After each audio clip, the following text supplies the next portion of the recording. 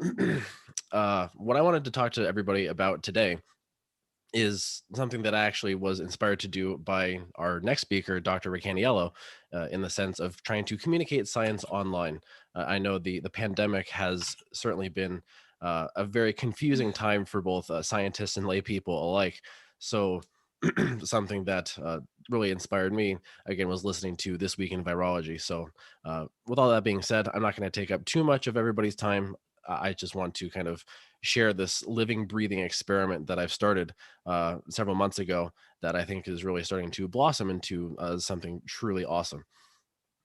So again, as the title kind of says, this is all occurring on Twitch. So what even is Twitch? Twitch again, it's a internet live streaming service. This started a long time ago under a different name called Justin TV. This originally started where people were just broadcasting video games that they like to play to the ether of the internet, but since then, since it started, Twitch has blossomed into a rather large platform that Amazon actually bought in 2014 for almost $1 billion and still owns it today. So we're not really talking about some random tiny small corner of the internet. This is a big place. In saying that, 30 million people frequent this platform on a daily basis, sometimes more. I know some of the biggest days where it was the most heavily trafficked were when Congressperson Alexandria Ocasio-Cortez actually was present on the platform to talk about some of the issues relating to the pandemic and folks losing their jobs and stuff like that. And in the realm of science, again, this platform is becoming more known as 2 days ago, one Dr. Fauci and Dr. Murthy were also on Twitch to do a sort of vaccine live stream. So again, Twitch has become home to a wide array of content. There's a lot of music streamers, there's politics, there's real life streamers who are just going around to political rallies, concerts, stuff like that. And interestingly enough, Twitch is now starting to have a growing science section. So again, people like me, and there are other scientists. I think Josh Melko, for example, that might be a name that is familiar with people. We've been hanging out on the platform long before Tony Fauci found it. So Twitch is definitely now sort of on the radar of the the scientific community as a place to actually talk about science.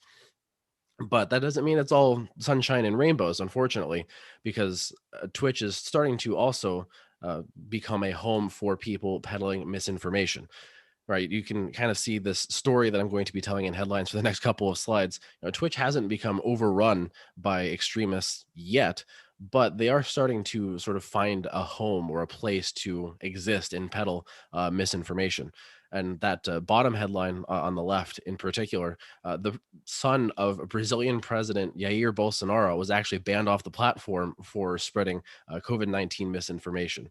So, all of this to say, Twitch is a place where people are actually getting their information. We in the scientific community might view that as a little strange. Why are we not actually reading our science from good, valid sources? But not everybody has the same access. Not everybody, actually wants to, go do all the work required to find proper vetted sources to get their COVID information from. So they're using Twitch, Facebook, other internet platforms as a proxy for their news. Like it or not, that's what's happening. And this is actually a phenomenon that is starting to be described by scientists. The very top screenshot I have is a paper title from a research group at McGill University in Canada, where they actually analyzed the role that social media plays in information transfer. In particular, they were actually focused on Twitter as an internet platform, but they kind of describe it, as they say, as an infodemic, in the sense that misinformation starting in the United States on Twitter seeped its way into the tweets of Canadian users and then started to sort of percolate into the minds and hearts of the Canadian populace. So this is a phenomenon that the highest levels of government are actually starting to pick up on. You can see with the middle headline, Joe Biden has recently come out and said that social media platforms are killing people with COVID-19 misinformation. And there is truth in that, right? There are a lot of, unfortunately, bad faith actors in all sorts of social media platforms, Twitch included.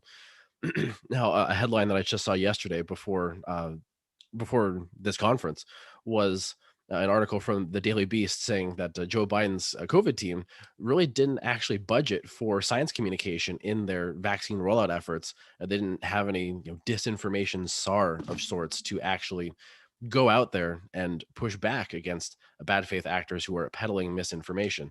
That they're simply reliant on people finding the science, which hasn't really helped all that much so far. So in that case, right, there's very clearly a gap in the science communication efforts. So at that point, I kind of felt a little confused and a little, I guess, helpless. What do I do? What part can I play as a fledgling scientist and a fledgling communicator in the effort to get people vaxxed against the coronavirus and help bring the pandemic to an end? And I felt compelled to just bite the bullet and join the platform and become a streamer myself. You can see with the microphone setup I've got in front of me, I'm talking to you just like I would talk to my Twitch stream right now. So we can look at this in a very sort of plain logical way. There are a lot of really big advantages to communicating science over a live stream.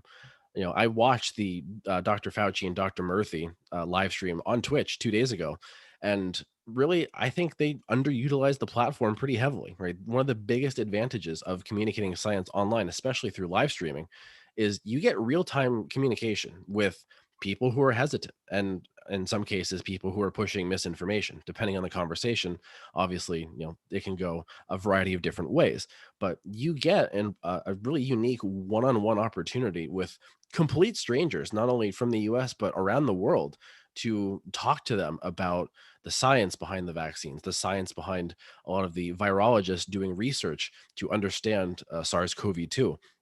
In contrast to that, Fauci took some pretty low-hanging fruit questions, which weren't really anything new to most of the lay people in the chat who were asking a wider variety of questions about, whether or not we're going to need a third booster, what's going on with Delta. A lot of those questions weren't really answered, and I think they were just kind of reading a script and trying to keep it very bare bones. But all of that to say, this platform really does, I think, provide a very unique opportunity that scientists and communicators alike should take advantage of. I think some of the additional value that Twitch has is you can actually go out there and debunk a lot of the conspiracy and the misinformation that is present on the platform. Again, it's frequented by 30 million people a day. So through whatever algorithmic discovery metrics that Twitch has incorporated into their platform, you can certainly sort of enter the conversation and actually push back against all of that. I think one of the biggest advantages is platforming the correct information. This is something that I have really, I guess, regretted to see over the course of the pandemic, that scientists never really get a platform. You know, uh, this week in virology has been, I think, one of the biggest ones. And again, I kind of mentioned at the top that Dr. Rick Caniello was one of the people who I think kind of inspired me to do this. But his podcast is a very reputable source of information. So I think bringing that information to a wider platform, trying to get it to a wider audience, is another big advantage of internet live streaming. Vaccine hesitancy has been something that I've had unexpected success with over live stream. I'm not trying to toot my own horn too much, but 100% success rate with convincing the hesitant to get a vaccine with the complete strangers I've encountered on the platform. And I really think that is a function of the real time question and answer format where you get to sit down with people and truly understand what their concerns are. One final, I think, big advantage of this platform is the fact that you can actually share some of the information that public health officials are pushing out there, right? You can talk to people about mask wearing, social distancing, or is there big community transmission of the virus in the area, stuff like that. And giving people information that is, again, from valid, reputable sources is going to actually empower people to change their behavior. And I've had feedback from the people that participate in my live streams that essentially communicated to me that they and their families have actually changed how they act, where they go, whether or not they go to restaurants at various points in the pandemic because of the information that I've helped communicate to them. So again, I think some higher order points that we can make here. The platform is a very valuable medium for scientific communication. If you take away one thing, that is what I want you to remember: is that Online platforms are valid places where scientists can and should exist to communicate the science and platform the actual data. One-on-one conversations with the public, the lay people, definitely have value, and I think that is something that we've really underestimated when it comes to scientific communication. I think for the future, sort of future visions and directions, uh, having a platform on Twitch can be used to sort of work on helping members of the lay public develop better critical thinking skills, and helping them actually, you know, oh, hang on, did the screen sharing stop for some reason? Yeah, the Oops, screen sharing did stop for a sec. sorry, I think I might have fat fingered a button here. Let me bring that back up. Do. There we go. Where to go? Uh, Sorry for the technical difficulty here. Give me just a moment. And then let me do that. Are we back full screen now? Yeah, it's back. Perfect. Sorry about that. Um, yeah, again, I think the platform itself can be used to sort of develop a much larger sort of platform to educate people on basic science literacy, how to analyze a paper, how to analyze press releases, digesting science is fed to lay people through the media. All of these are issues that I think lay people have had throughout the pandemic, that scientists have, I think, struggled to communicate around.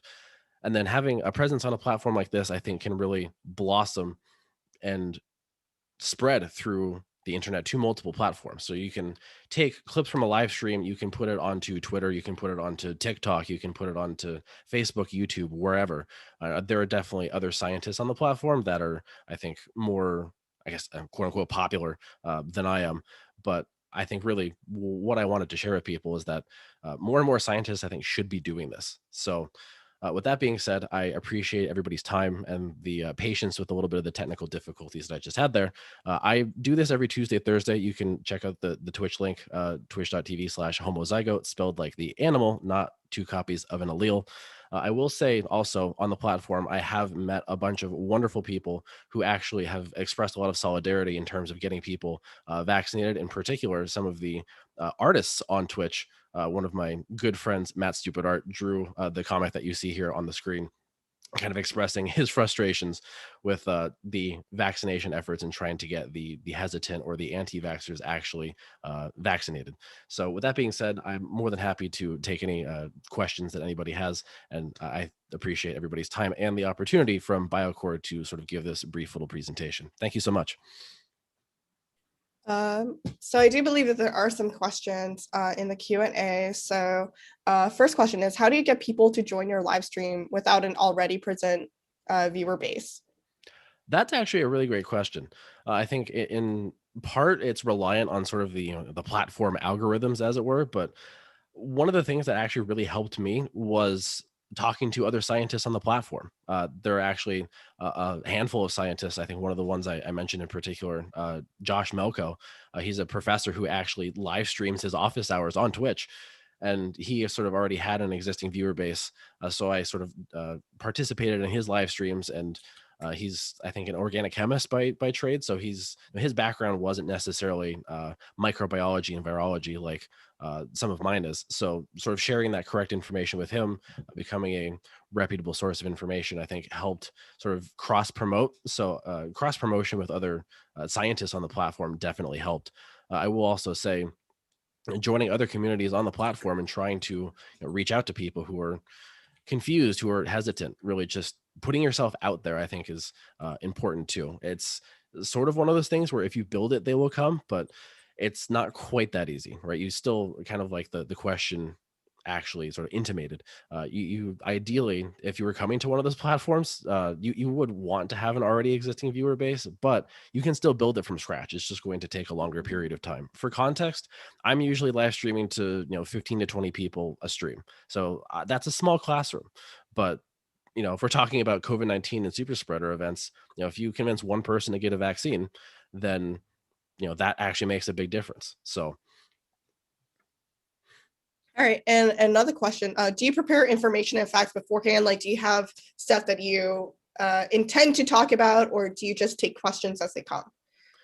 It's a mix of both. So what I like to do, I kind of have a COVID-19 news feed, if you will, that I review before stream. So there definitely is a lot of like off-screen preparation, absolutely.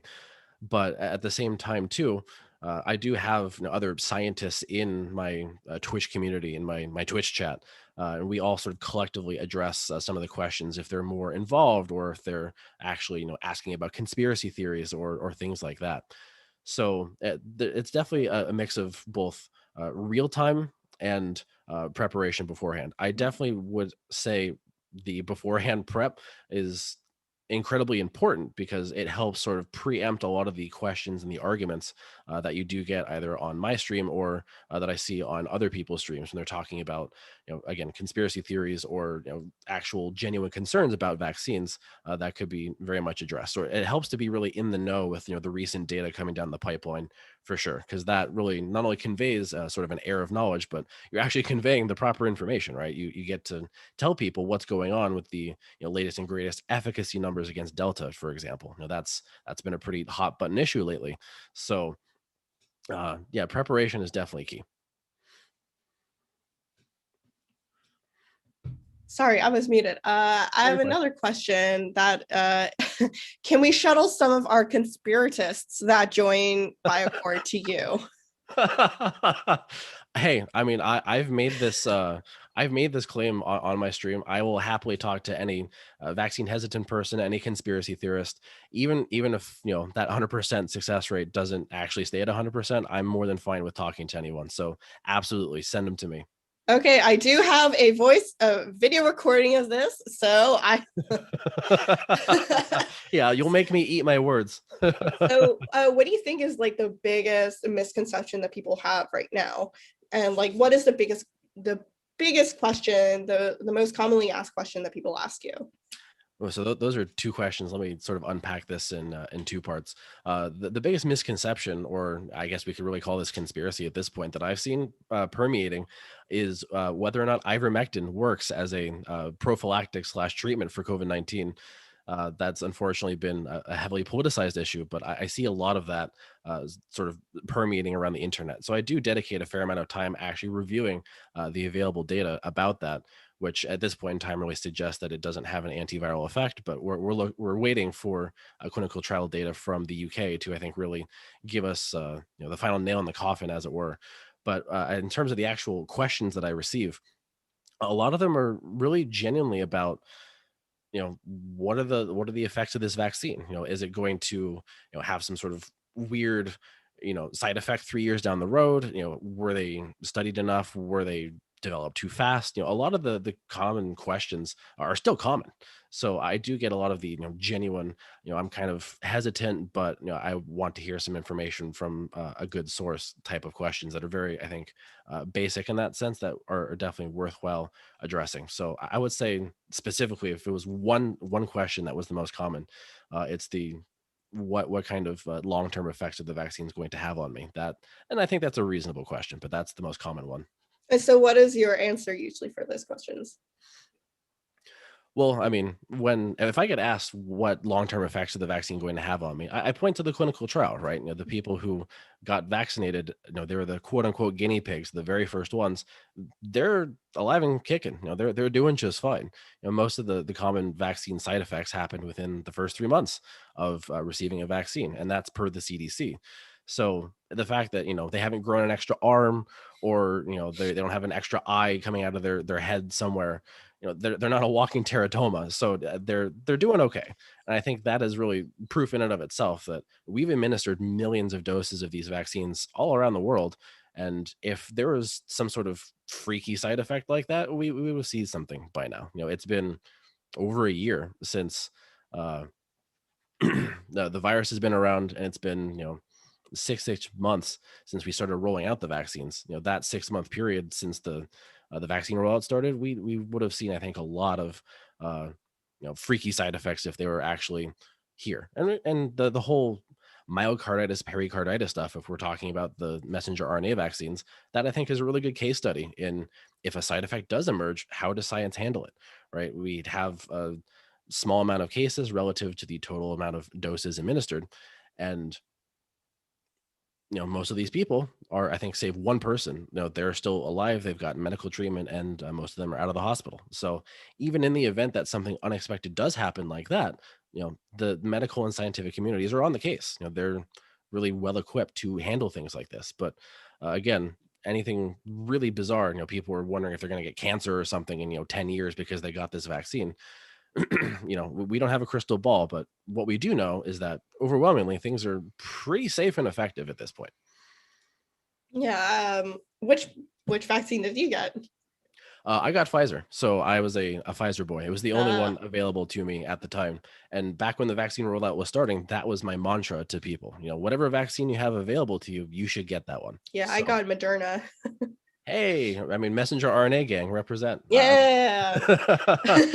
But if you happen to be a Johnson and Johnson friend, yeah, we like you too. You're not exempt from this whole vaccine celebratory discussion. So. Where's the AstraZeneca gang? You didn't talk about the AZ vaccines. Yeah, I mean, I don't really run into very many AstraZeneca friends. I do have a handful of stream viewers from Europe, so those are the ones who are most likely to get AZ. Oh, there's another question. How can viewers at home help convince vaccine hesitant family members and loved ones to get inoculated? Yeah, I mean, I think like before you even have that conversation with folks, it's kind of good, like one of the earlier questions said, to arm yourself with information and data. But I would say, don't beat your loved ones over the head with it. I don't think people really respond all that well to having a study or a clinical trial thrown at them, because most people don't have the scientific training to really interpret that. So, just pointing to efficacy percentages and numbers, people really, I think, get overwhelmed and shut down a lot when they're confronted with scientific data that they are not properly trained to understand. So I would say come armed with the data, but you also kind of have to talk to people in such a way that doesn't revolve around just regurgitating numbers, but rather sort of contextualizing that information relative to the concern of the person, right? So sit down your loved one and say, hey, what are you worried about? Are there any particular aspects of the vaccine that are making you hesitant? Do you just want to wait and see? Do you think the vaccine might hurt you? Let them sort of guide the conversation, because that will inform you as to what points you should actually try and address to make either your friends or your loved ones feel a little bit more comfortable. Okay, I think that is all the questions that we have right now. Well, thank you so much for your time, Marcus. This is very interesting. I wouldn't have thought to do a live stream to try to combat misinformation. I think it's very interesting. I think it's a really great thing that you're doing, and we might be shuttling some people to you every now and then. I'm more than happy to have anyone, the scientist, layperson, conspiracy theorist alike. It's important to have these conversations, I think. So absolutely. I'm really grateful again for the opportunity to talk to everybody about it today. Yeah, thank you so much. Is there anything else you'd like to say to our audience before we close out? Yeah, I mean, I think just one party message. I think again, the BioAccord crowd is the right person for, or the right, I guess, crowd of people to say something like this. But of course, if there are hesitant people in your life, even if I'm not the one talking to them, do what you can. I think one of the things that scientists don't really do a good job at is talking to people and communicating. So even if you're not, formally trained, even if you don't have degrees, try and do your part. That's all you can really do. So with that being said, I'll sort of leave all of you to our next talk. Hopefully everybody can take a bathroom break, get a snack before Dr. Ricaniello. I'm very, very excited to see that one. Yeah, thank you so much, guys. And again, Dr. Ricaniello will be in about an hour, I believe. So I will